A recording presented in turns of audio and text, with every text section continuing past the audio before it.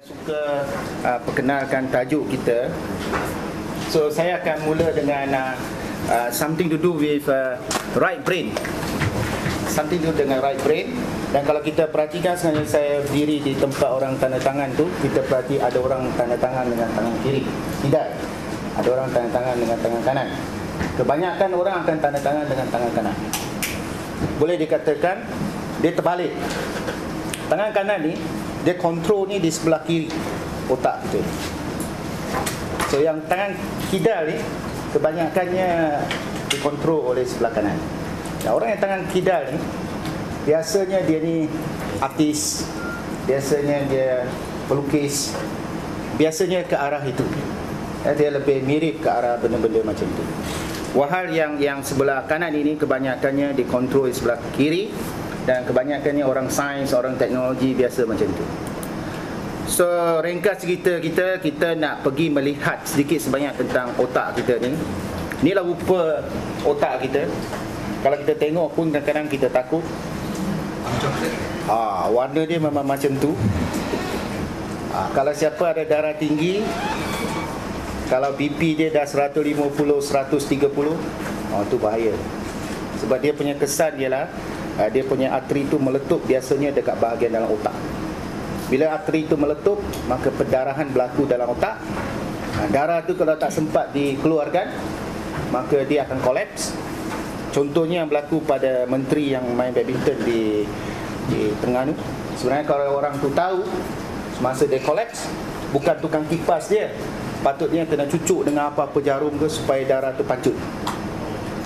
Dia akan selamat. Tapi orang tak tahu. Orang sibuk kipas dia pasal dia pengsan kan. Jadi darah dia sebenarnya tiba-tiba clot. Dia tak boleh nak lepas. So akhirnya pressure tu tinggi sangat, dia meletup dalam kepala. So bila meletup dalam kepala, dia meletup dekat CPU kita. Komputer kita kalau CPU dia meletup, habislah segalanya. Apa data pun tak guna. So data yang baik simpan dalam CD. Itu yang paling selamat. Yang sebelah kiri ni dia lebih pada benda-benda logik, benda-benda bahasa, formula, urutan and so on. And these are where most of our students are very good at. Dia hafal. Dia hafal segala rumus. So apabila dia sampai exam hall, first thing yang dia nak buat, dia ambil kertas soalan, first thing dia akan cuba cakap.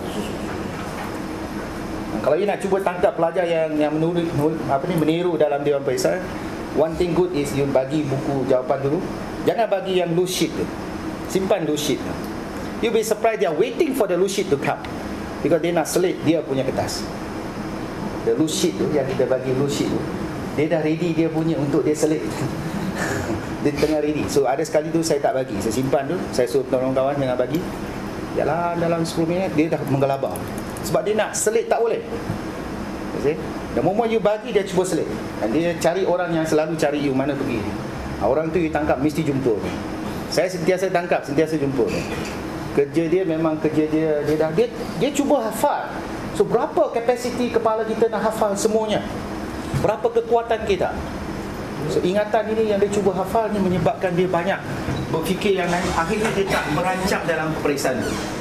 So if you look at the sebelah kanan itu, dia lebih pada manipulation, hayalan, bentuk, corak and so on. How it synthesize things, how it analyze things. You will see that the right side of the brain actually go hand in hand with the Bloom's theory yang aras 5, aras 6. Ya.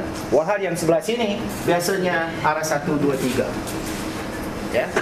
So ini yang lebihnya sebelah kanan. So apa yang kita nak buat ialah nak tengok apa yang ada di sebelah kanan ini in detail. Maybe some people think this way. Some student they want some music on and then they can do their work, and then put on their headphone and so on. Ada kalanya tak sesuai. Tengok jenis music. Music yang jenis 60 beat, 60 beat itu sesuai sebab dia selaras dengan gelombang otak tu. Kalau yang bunyi dia metal box ke apa yang besar-besar suara itu memang dia akan mengganggu. Jadi yang sebelah kanan dan sebelah kiri ni cara dia menghadam sesuatu ni terus berbeza. Totally berbeza. Ya. Itu kelebihan dia.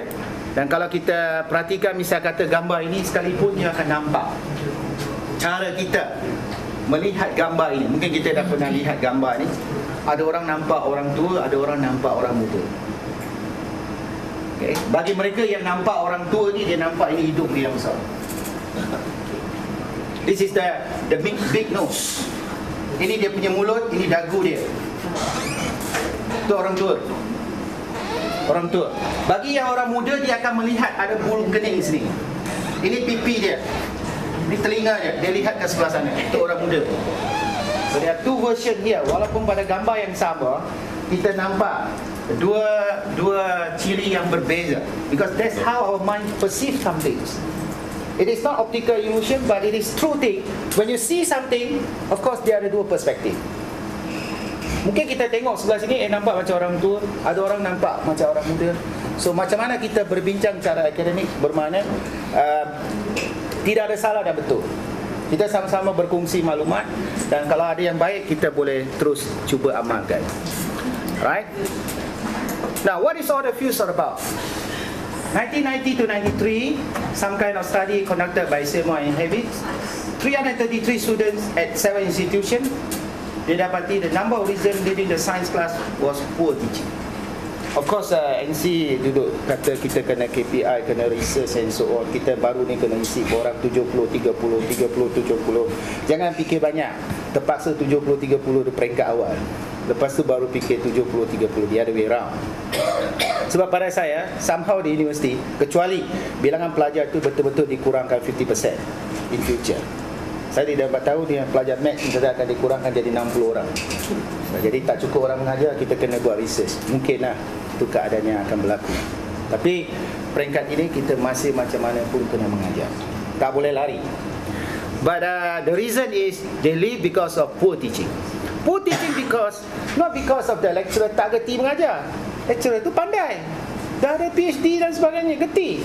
Cuma kadang-kadang delivery system, kadang-kadang cara dia berhadapan dengan pelajar, kadang-kadang dia tak kenalah dua orang ni.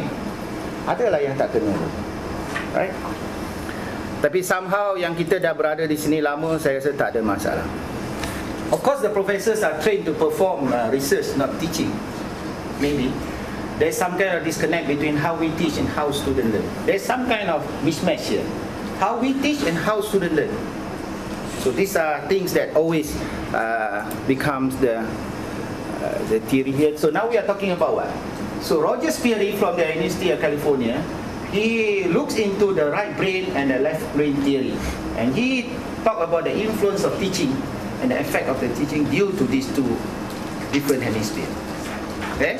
So bila dia kaji dan dia dapati memang ada beza, dan memang orang ada buat ni melalui apa namanya tu, dia gunakan MNR punya mesin, dia masukkan loop and so on, dia tengok bila dia ajar apa jadi pada pelajar tu, dan dia dapat maklumat-maklumat ni, dan memang dia sahkan.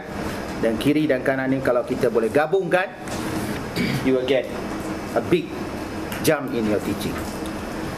So then Felder, masa saya conduct khusus cooperative learning, kita banyak gunakan Felder punya kerja. We are talking about the active and reflective learners, sensing and intuitive, visual and verbal dan sebagainya. So ini ada a simple test to at least show us whether we can somehow. It's a simple test yang there's no right or wrong. Just please tick. Reflective learners must first think about the information they receive. Macam you dapat kertas tadi, dia tengah fikir, saya nak bagi jawapan apa. Dia this type of people. Ada orang dia ambil, dia terus buat lah. Dia cara dia fikir. Okay? Active learners like groups. Dia suka dalam group. Long lectures are tough for active learners. Active learners ni dia tak suka lecture banyak-banyak. So kita akan tamat 9.30 tepat. Alright. Now sensing and intuitive learners. So nanti kita tengok dia punya beza ni. Sensors are like facts. Intuitor prefer discovering possibilities and relationship. Dia suka macam tu. They like to solve problem. Sensor ni dia suka solve problem. Establish method and dislike complication. Dia tak suka ni. Intuitor ni dia suka innovative, dislike repetition. You repeat, dia malas. You pergi kelas, kalau you dapati you boleh jalankan test yang sama ini pada pelajar,